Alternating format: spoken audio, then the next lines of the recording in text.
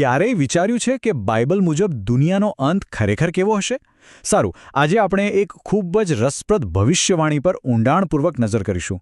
આ ભવિષ્યવાણી બીજા આગમન તરફ દોરી જતી ઘટનાઓનો એક ચોક્કસ ક્રમ બતાવે છે. તો ચાલો આ રહસ્યમય પ્રવાસમાં સાથે જોડાઈએ. આ એ જ સવાલ છે જેણે સદીઓથી લોકોને વિચારતા કરી દીધા છે. અને આજે આપણે જે સમજૂતી જોઈ રહ્યા છીએ એ એક ચોક્કસ ધર્મશાસ્ત્રીય દૃષ્ટિકોણથી આનો જવાબ આપવાનો પ્રયત્ન કરે છે. તો ચાલો જોઈએ કે આ અર્થઘટન પ્રમાણે ઘટનાઓનો ક્રમ બરાબર કેવો હશે. તો આ આખી વાતની શરૂઆત ક્યાંથી થાય છે? પૃથ્વી પરથી નહીં, પણ આકાશમાંથી. આ એક એવી નાટકીય શરૂઆત છે જે આવનારી મોટી ઘટનાઓ માટે સ્ટેજ તૈયાર કરે છે. જુઓ, આ સમયરેખા બતાવે છે કે પુનરાગમન એક જ ઝાટકે નથી થતું. એની શરૂઆત થાય છે 7મા રણ શિંગડાના અવાજથી, પછી વાદળોમાં એક દિવ્ય દેખાવ થાય છે અને એ પછી એક ખૂબ જ મહત્વપૂર્ણ એકત્રીકરણ થાય છે. અને આ આખી સમયરેખાના કેન્દ્રમાં જે ઘટના છે એનું નામ છે પ્રથમ પુનરુત્થાન. હવે આ ફક્ત મૃત્યુમાંથી પાછા આવવા કરતાં ઘણું વધારે છે. આમ જુઓ તો આખી ભવિષ્યવાણીનો પાયો છે. તો આ પુનરુત્થાન ખાલી એક ચમત્કાર નથી, સમજ્યા? આ અર્થઘટન મુજબ આ તો ઈશ્વરના કાયદાની અંતિમ જીત છે. એ એવું સાબિત કરે છે કે ભગવાનના આદેશોનું પાલન કરવું શક્ય છે અને આનાથી સ્વતંત્ર ઈચ્છા અને આજ્ઞાપાલન વચ્ચેનો જે સદીઓ જૂનો બ્રહ્માંડીય વિવાદ છે એનો પણ અંત આવે છે. હવે આકાશમાં જે થયું એ પછી પૃથ્વી પર એક મોટું વિભાજન થાય છે. ચાલો જોઈએ કે કેવી રીતે માનવતા બે અલગ અલગ ભાગમાં વહેંચાઈ જાય છે, એક મુક્તિ માટે અને બીજું ન્યાય માટે.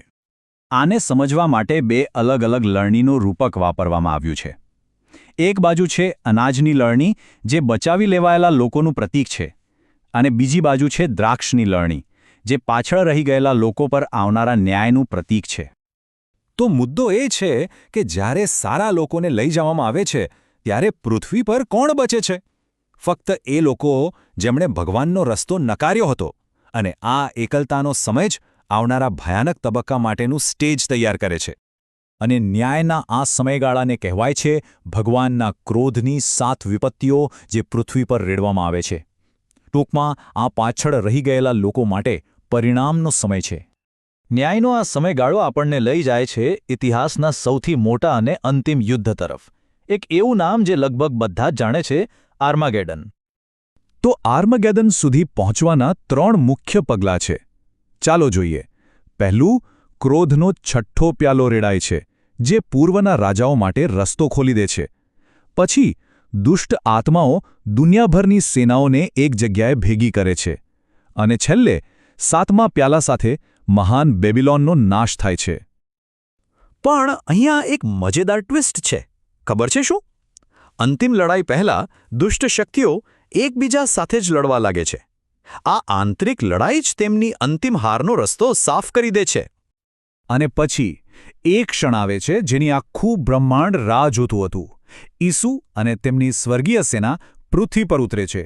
આ અંતિમ વિજયનો સમય છે. આ સંઘર્ષનો અંત છે. સારું, તો યુદ્ધ પૂરું થયું, ન્યાય થઈ ગયો. હવે શું? હવે એક નવી દુનિયા બનાવવાનો સમય છે. યુદ્ધ અને વિનાશ પછી હવે આશાનું એક નવું પ્રકરણ શરૂ થાય છે. ચાલો જોઈએ કે આ નવી શરૂઆત કેવી દેખાય છે.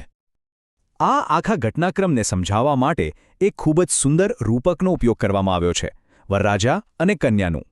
અહીં વરરાજા એટલે ખ્રિસ્ત અને કન્યા એટલે તેમના અનુયાયીઓ.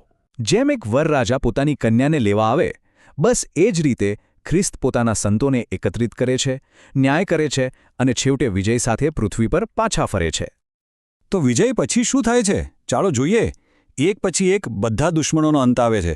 જૂની દુનિયાને સંપૂર્ણપણે ભૂંસી નાખવામાં આવે છે અને શાંતિના 1000 વર્ષના શાસનની શરૂઆત થાય છે, જેને સહસ્ત્રાબ્દી રાજ્ય કહેવામાં આવે છે. અને આ સાથે શરૂ થાય છે 1000 વર્ષનું શાંતિનું શાસન, જેને મહાન સેબથ આરામ પણ કહેવાય છે. આ આરામનો, પુનર્સ્થાપનનો અને ન્યાયનો સમય છે જ્યાં ભગવાનનું રાજ્ય પૃથ્વી પર સ્થાપિત થાય છે. અને આ બધું આપણને એક છેલ્લા પણ બહુ ઊંડા સવાલ પર લાવીને મૂકી દે છે. જ્યારે બધું જ પૂરું થઈ જાય, એક નવી દુનિયા બની જાય, ત્યારે શું પાપની શક્યતા હંમેશ માટે ખતમ થઈ જશે? શું સ્વતંત્ર ઈચ્છા હજી પણ રહેશે? આ એ જ સવાલ છે જે આ ભવિષ્યવાણી આપણને વિચારવા માટે છોડી જાય છે.